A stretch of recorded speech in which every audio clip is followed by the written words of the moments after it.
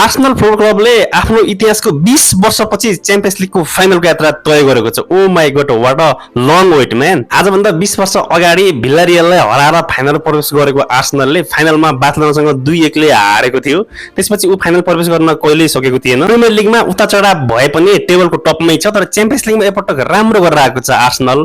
अब फाइनल पुगिसक्यो, फाइनल आफ्नो हातमा ल्याउन पनि सक्छ, ट्रफी लिन पनि सक्छ। यदि ट्रफी ल्यायो भने उसको इतिहासको पहिलो ट्रफी हुनेवाला छ। म्याच भने फुल अफ कन्ट्रोलमा राखेको थियो उनीहरू, अब आफ्नो होममा थियो, कन्ट्रोलमा भनेर भन्न मिल्छ।